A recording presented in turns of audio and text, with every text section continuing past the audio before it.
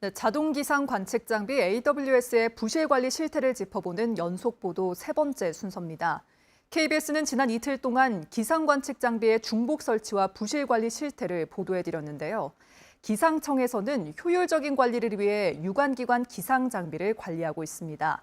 하지만 정확한 현황 파악도 안 되고 있는 것으로 확인됐습니다. 이청초 기자입니다.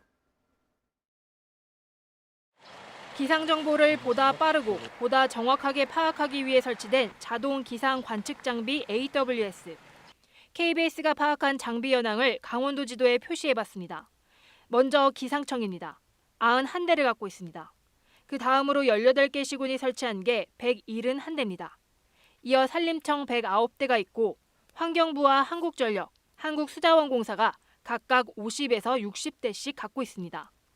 이 밖에 농촌진흥청과 국립공원공단 등 각각 10대에서 20대 정도씩 보유하고 있습니다.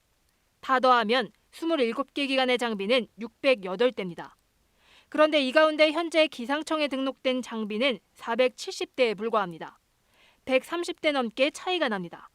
일부 시군과 한전, 환경부 등이 설치한 장비가 빠진 결과입니다. 지금으로부터 15년 전 당시 전국에 우후죽순처럼 난립하던 기상 장비를 효율적으로 활용하기 위해 기상관측표준화법이 만들어졌습니다. 각 기관의 기상 장비와 기록을 기상청에 등록해 여러 기관이 공유하도록 했습니다. 문제는 이게 의무사항이 아니라는 점입니다. 시설 현황을 이제 조사를 할 때 그 기관의 시설을 달라고 하잖아요. 근데 그쪽에서 알려주지 않은 지점까지 우리가 다 파악을 하지는 못하고 있어요. 실제로 환경부의 강수량계는 아예 기상청 예보에 반영되지 않습니다. 그게 법이 달라서 그렇지 않을까요? 그러니까 기상법이 있고 우린 수정법으로 설치하지 않습니까? 한국전력도 자료를 공유하지 않습니다. 2019년 고성 산불 이후 설치된 기상 관측 장비가 있습니다. 지금 제 뒤로 보이는 전신주 중간쯤에 달려 있는데요. 바로 초음파 풍향 풍속계입니다. 국가보안시설이라는 이유입니다.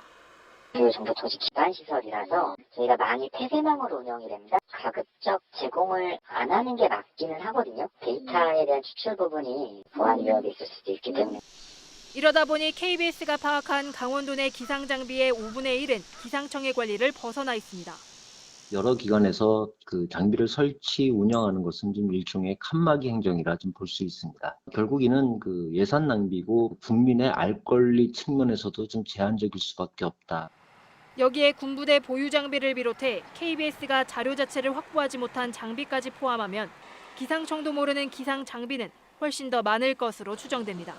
KBS 뉴스 이청초입니다.